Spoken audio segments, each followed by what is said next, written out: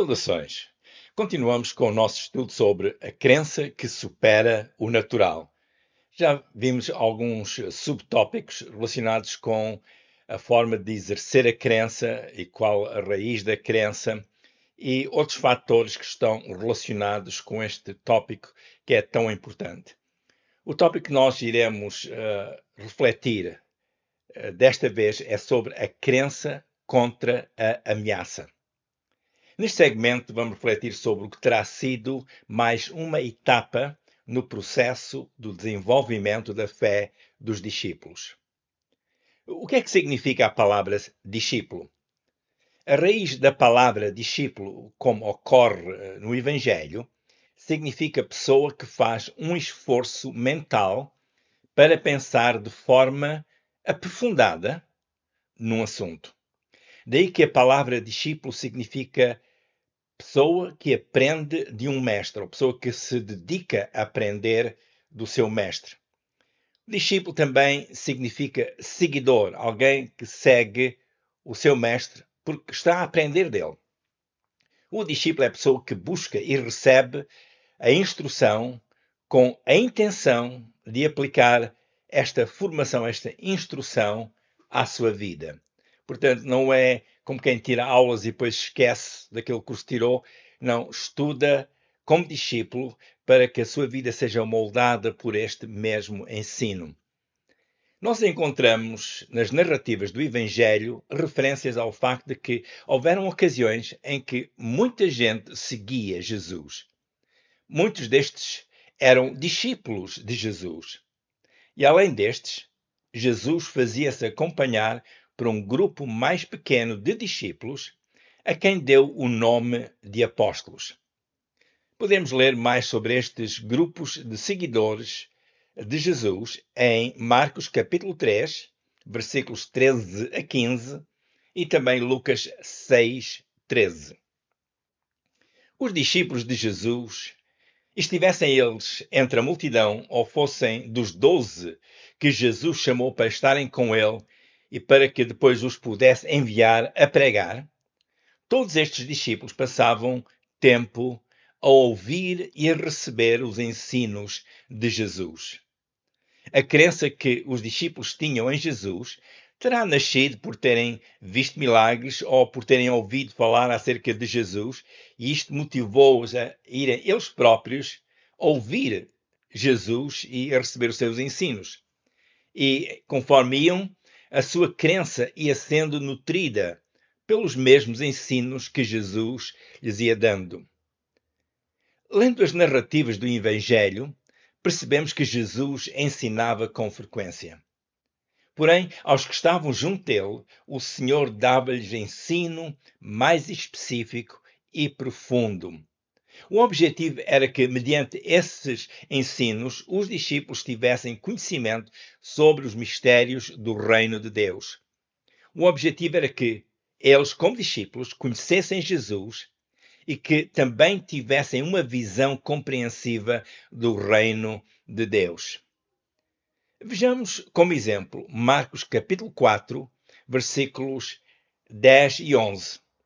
O contexto destes versículos é a ocasião em que Jesus contou a parábola do semeador a uma grande multidão. Depois de ter falado, a multidão deve ter dispersado, porque no versículo 10 lemos que Jesus estava só com algumas pessoas. Lemos então em Marcos capítulo 4, versículos 10 e 11. E quando se achou só, os que estavam junto dele, com os 12, interrogaram-no acerca da parábola.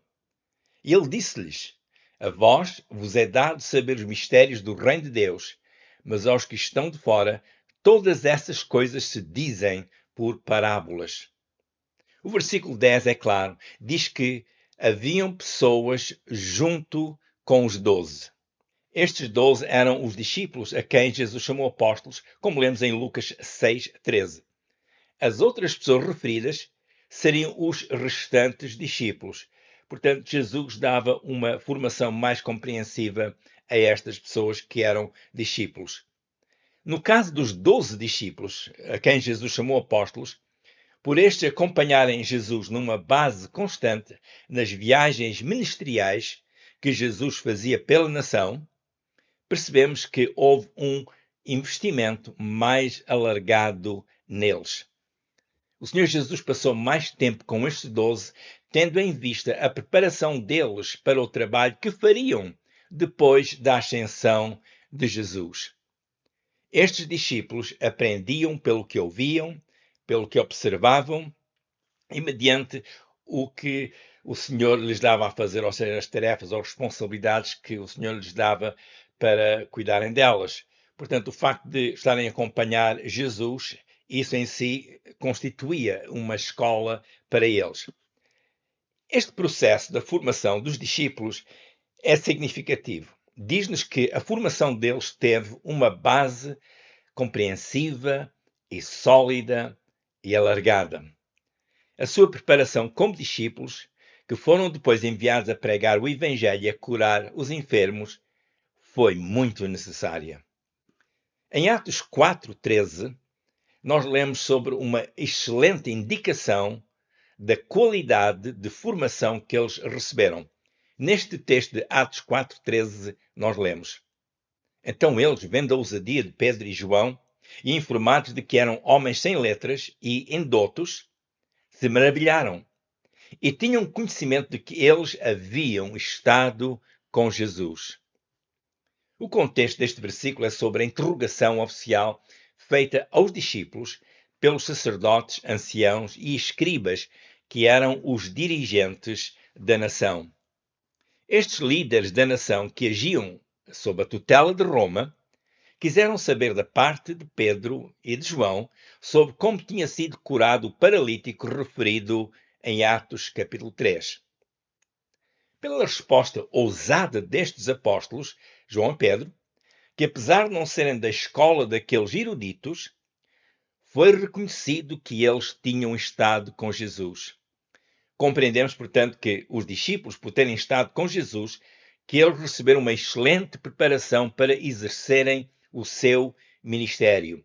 E esta preparação foi reconhecida pelos líderes da nação, os tais escribas e anciãos, os sacerdotes, que eram os dirigentes, neste caso, da nação. Portanto, a sua excelente preparação equipou-os de forma a que pudessem explicar muito bem e com convicção qual era a causa do Evangelho. Durante o tempo da formação dos discípulos, será bom observarmos que houve um fator de vital importância ao qual o Senhor Jesus deu a sua atenção de uma forma muito específica. Este fator foi a crença dos discípulos.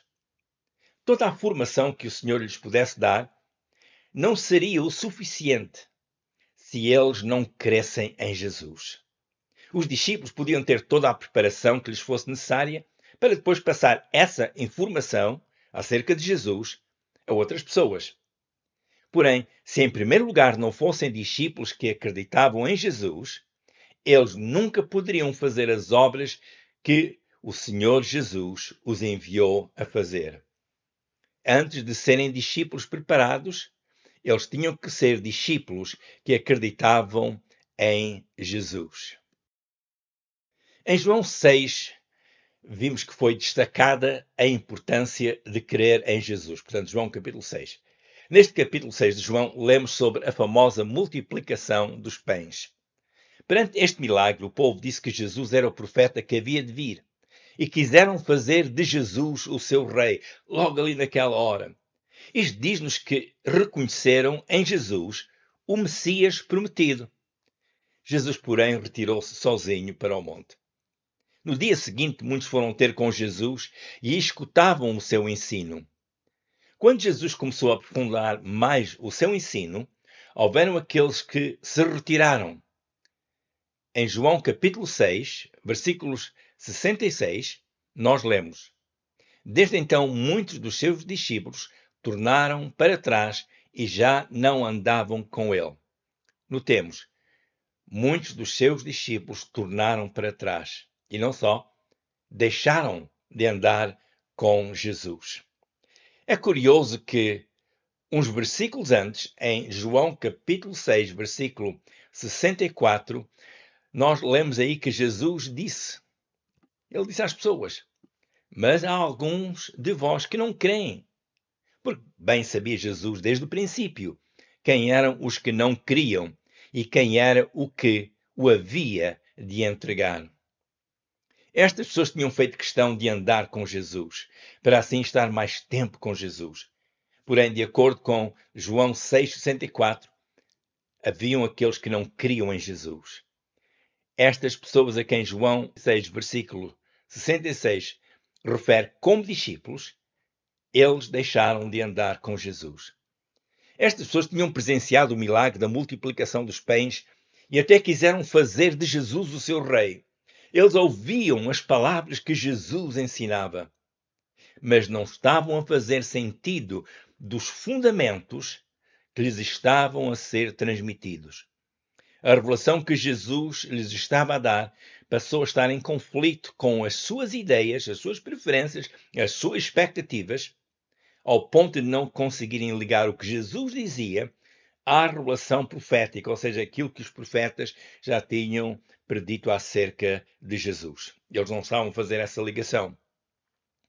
Esta mensagem de João 6 mostra-nos que tipo de discípulos é que Jesus queria ter com ele.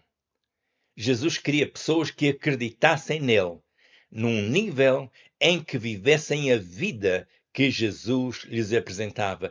Jesus estava-lhes a dar algo que era transformador, era dinâmico. Eles tinham que identificar isso, conhecer isso e viver essa vida que Jesus lhes apresentava, porque sem isso, realmente não seriam os discípulos que Jesus precisava que eles fossem.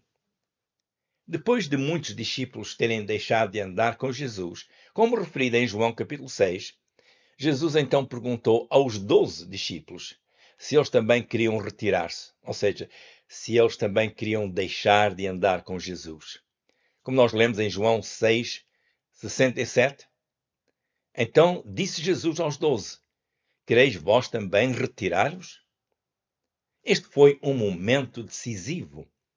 De tanta gente que seguia Jesus, estes foram os que Jesus escolheu para lhes dar o adestramento, aquela preparação necessária para que eles fizessem a obra do reino de Deus. Era importante estes 12 discípulos considerarem a razão deles estarem comprometidos com Jesus. Eles necessitavam ter tal convicção em suas vidas, mas uma convicção baseada no que eles tinham visto, do que eles tinham observado e até experimentado por estarem com Jesus.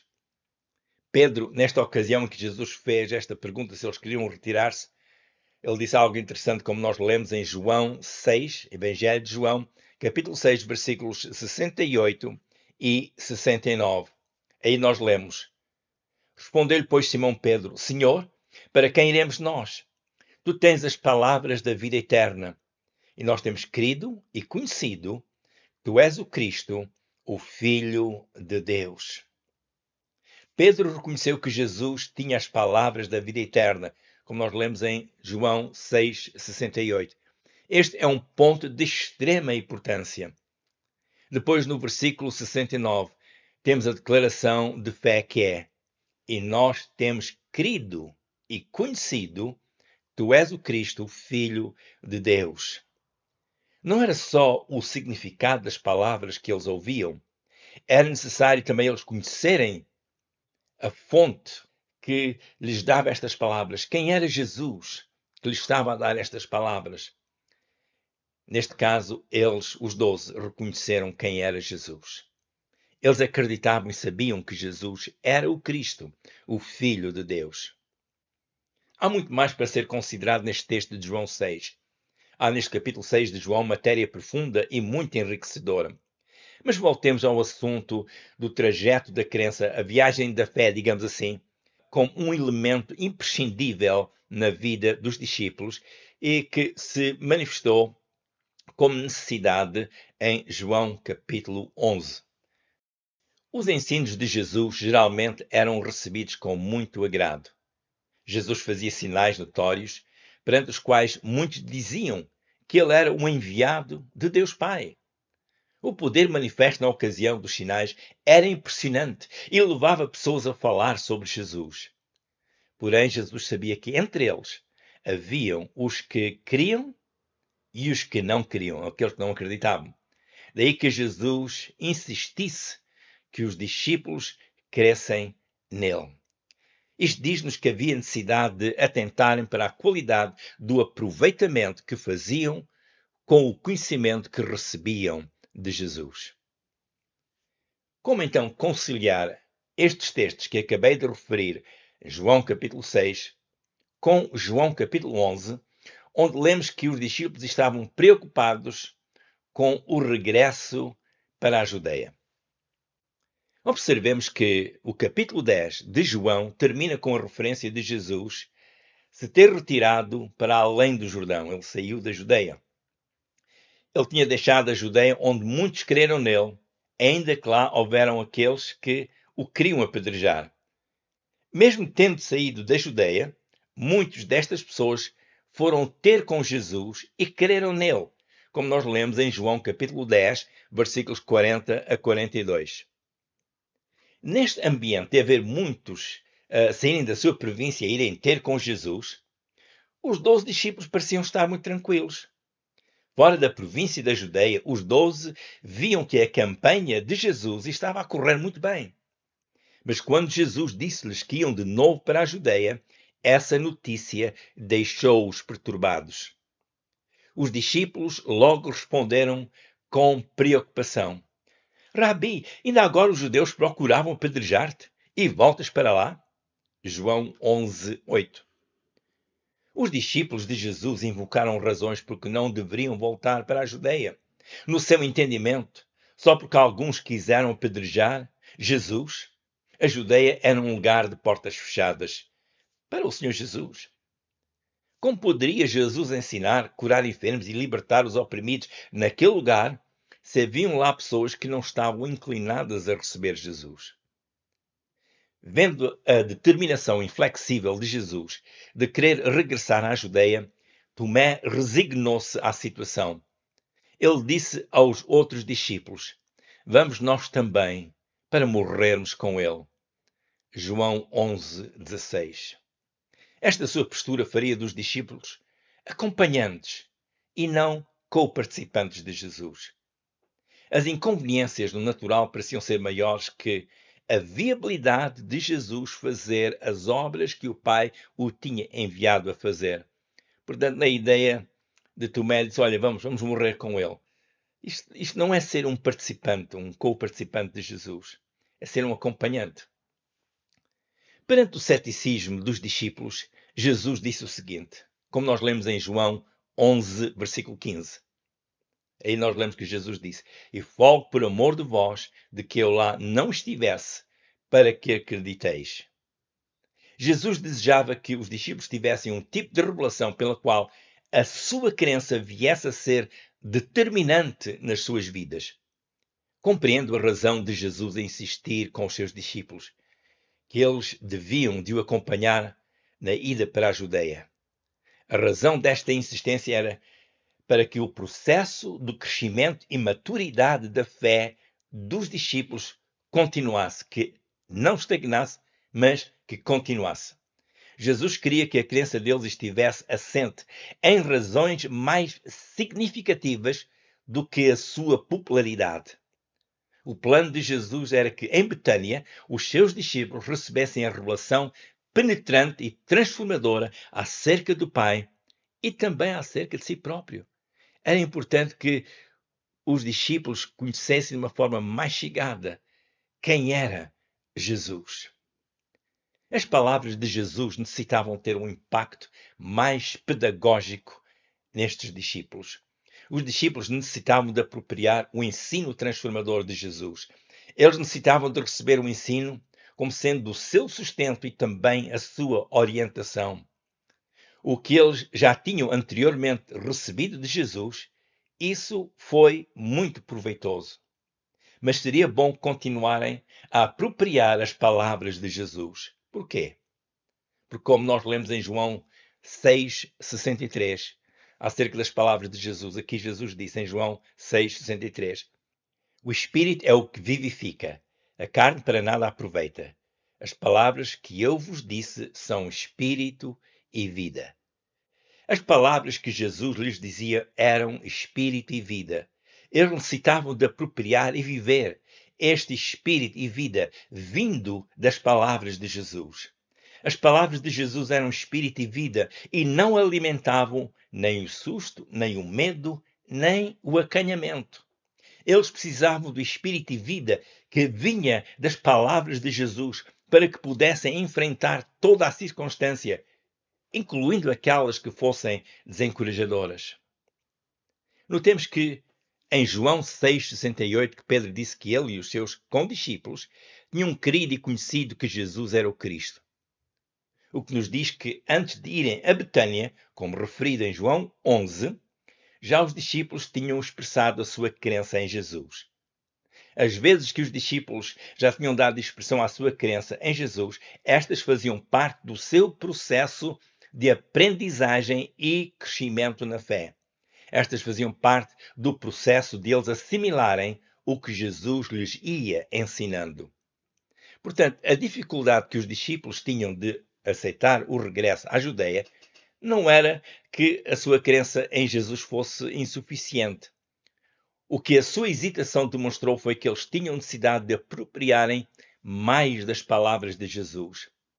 A ocasião da multiplicação dos pães, como nós lemos em João capítulo 6, tinha sido deslumbrante. Eles acreditaram em Jesus quando viram aquilo. A transformação da água em vinho, como lemos em João capítulo 2, isso foi um acontecimento arrebatante. Também aí lemos que eles creram em Jesus. Em ambas estas ocasiões, os discípulos deram expressão à sua crença em Jesus. Porém, o que estava a acontecer com os discípulos, ao pensarem que tinham que regressar para a Judeia, era que a perceptível ameaça que existia na Judeia estava a dominá-los mais que a sua crença em Jesus. Era como se a possível ameaça de serem apedrejados tivesse apagado toda a razão que sustentava a sua crença em Jesus. Porém, da parte de Jesus, Jesus via outra coisa. Ele já estava a ver os discípulos em Betânia e eles a conhecerem pessoalmente o que era a manifestação da glória de Deus. Enquanto os discípulos olhavam para trás, para aquilo que tinha já acontecido, Jesus olhava para a frente e a ver aquilo que iria acontecer e como isso iria transformar mais aqueles discípulos e ajudá-los no seu processo de crença, aquele processo de maturidade espiritual, o processo de discipulado, irem aprendendo mais e mais do seu mestre. Este encontro com a glória de Deus seria mais impactante do que o medo de enfrentar a resistência. Jesus via a aflição dos discípulos a ser dissipada perante o que viria a suceder em Betânia. Os discípulos, na sua mente, viam a ameaça de serem apedrejados. Porém, Jesus via a fé dos discípulos a ser revigorizada. Por isso é que Jesus se alegrava a favor dos discípulos. Jesus antevia o seu crescimento na fé. A visão de Jesus era que os discípulos crescem, que o Pai sempre ouvia as orações que ele, como Filho de Deus, fazia. Nós lemos sobre isso em João 11, versículos 41 e 42. Era importante eles serem afirmados na verdade de que Jesus era o enviado de Deus Pai. E como enviado, ele tinha um trabalho a fazer e eles precisavam de acreditar nisso também. Este conhecimento acerca de Jesus tinha que ser mais enraizado em suas vidas e em especial no seu raciocínio. Seria pelo captar e apropriar a realidade acerca de Jesus e da sua missão ao mundo que a sua crença seria ativa e sempre relevante. Como é que esta experiência que os discípulos tiveram nos pode ajudar no desenvolvimento da nossa crença? Todo discípulo de Jesus está sujeito a passar por situações de aflição mais ou menos afincada, ou menos aguda, ou mais aguda. Por viver num mundo que é imperfeito, o discípulo pode vir a sofrer o efeito da indiferença e até da rejeição, como foi o caso dos discípulos. Eles estavam a sentir aquela rejeição que tinha acontecido um pouco antes na Judeia. Eu creio que os discípulos tiveram que aprender que não eram os desafios terrenos que deviam ditar como e onde eles iriam exercer o seu ministério. O que era de muito valor era eles continuarem a crer em Deus e agir acreditando em Jesus. E então aí eles veriam o romper das barreiras de impedimento. Ao continuar a crer em Deus, porque estavam a fazer a obra que Deus os tinha enviado a fazer, a seu tempo eles veriam as barreiras a caírem por terra. Quanto a nós, este princípio mantém-se. À distância, como discípulos de Jesus, podemos ver barreiras a levantarem-se, as tais barreiras de impedimento, barreiras de desencorajamento. Estas nunca deverão despertar no discípulo sentimentos de derrota. Antes, crendo em Jesus e acreditando que, ordenando os nossos passos com sabedoria e conhecimento que Deus nos dá, como discípulos, vamos agindo com um sentido de segurança interior, uma segurança que parta do nosso íntimo, porque é no nosso íntimo que nós já conhecemos ao Senhor e conhecemos o poder da sua palavra, conhecemos o poder do Evangelho. O que, com base em João capítulo 11, podemos aprender com os discípulos é que em tudo procuramos glorificar a Deus, em tudo rogamos a Deus que o seu senhorio seja manifesto em nossas vidas e no exercício das nossas atividades, ao cumprirmos o nosso ministério, rogamos a Deus para que aí a sua glória seja manifesta, que Ele seja glorificado e que Jesus seja mais e mais conhecido. Nós aprendemos com esta experiência dos discípulos, como narrada em João capítulo 11, que crendo em Jesus, que a glória de Deus será manifesta em nossas circunstâncias. No próximo segmento vamos refletir mais sobre este assunto da crença e vamos ver aspectos que são tão importantes, tão vitais. Iremos ver que no meio do sombrio e da aflição, quando as pessoas estavam tão desanimadas e com uma profunda dor por causa da morte de Lázaro, que aí a glória de Deus irrompeu com poder. Iremos ver que foi restaurada a tranquilidade de muitas pessoas. E o que parecia ser uma situação perdida, esta foi visitada pelo poder de Deus. Nós vamos ver alguns detalhes da doutrina que Jesus deu aí e como isto era fundamental, não só para Marta e Maria, mas para os discípulos também e para as restantes pessoas que tinham ido ter com Marta e Maria para as consolar quando se deu a morte do seu irmão Lázaro. E o que nós aprendemos aí, o que nós vamos ver no segmento a seguir, é de vital importância. Mas terminando aqui, saiba que Deus conhece a sua situação. Nós não sabemos tudo acerca das coisas que nos rodeiam ou o que é que poderá acontecer no futuro. Ou muitas vezes até nem sabemos qual o efeito das nossas atividades do passado, o que é que poderá ser o efeito desse passado no presente ou até no futuro. O que podemos dizer é, Senhor, eu entrego a Ti a minha vida, para que em tudo sejas Rei e Senhor absoluto, e que em tudo na minha vida a Tua glória seja manifesta, para a Tua exaltação, e que eu possa ir aprendendo mais e mais sobre os Teus caminhos e conhecer Jesus de uma forma mais profunda. Sim, poderão haver dificuldades que apareçam de surpresa ou talvez aquelas que já vimos a avolumar conforme o tempo avança. Mas seja qual for a circunstância, não deixe as circunstâncias ditar como vai ser a sua crença. Continua a crer em Jesus, que está acima de toda a circunstância. Leia um pouco da Bíblia todos os dias. Todos os dias fale com Deus em oração. E sempre que possa, frequente uma igreja que realmente ensina o Evangelho de Jesus. Continue orando que toda a bênção de Deus se multiplique na sua vida.